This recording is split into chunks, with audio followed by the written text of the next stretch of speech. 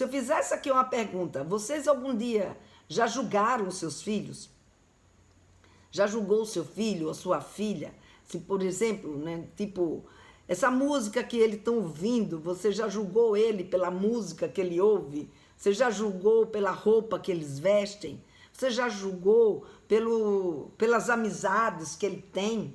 Então, quando a gente julga e a gente expressa esse julgamento para os nossos filhos, o que a gente faz? A gente tira a oportunidade de se conectar com eles. Então, na hora que você pega e fala para ele que a música que ele escuta é uma coisa horrorosa, nessa hora você fez um julgamento que o magoou.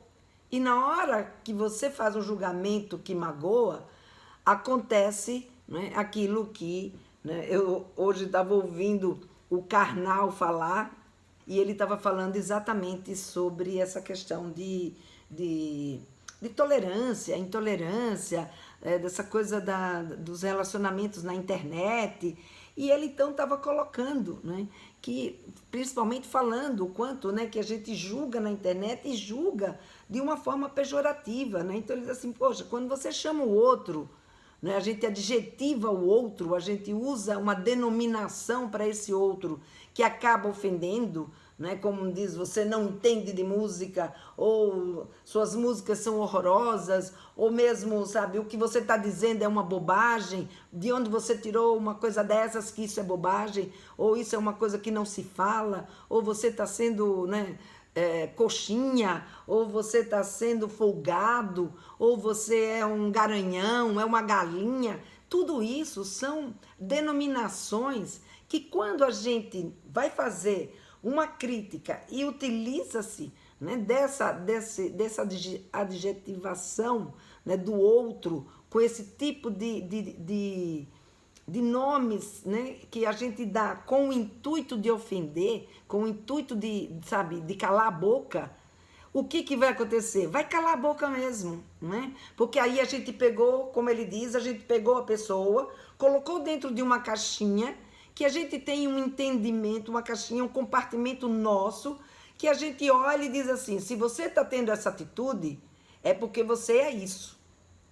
Então, a gente se fecha nesse nosso conceito, denomina o outro e impede que o outro queira conversar com a gente. E muitas vezes a gente faz isso sem a gente, sabe, sem a gente querer, sem a gente perceber que a gente está exatamente travando essa conversa, não é?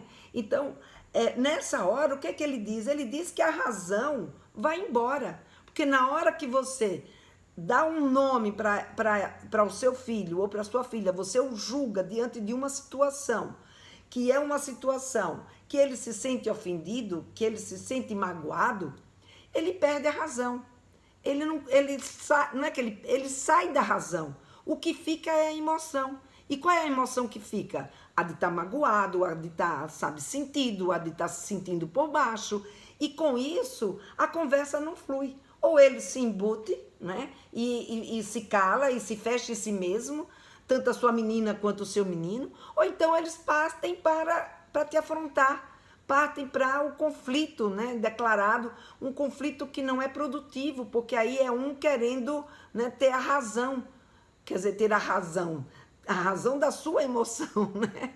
Então a coisa não flui. Aí há como é que diz? Um confronto, e esse confronto não é produtivo. Esse confronto silencia, né? E aí, gente, acabou a segurança psicológica. Não existe segurança psicológica dentro de uma realidade como essa. Então, nesse caso, o que acaba acontecendo? Os nossos filhos não vão se sentir seguros para conversar com a gente sobre qualquer coisa que eles queiram nos dizer, principalmente quando ele percebe que esse assunto que ele traz é um assunto que deixa você constrangido, deixa você mais melindrada, né? E aí a situação fica muito mais complicada para a gente interagir com os nossos filhos e poder trazer uma conversa que seja produtiva.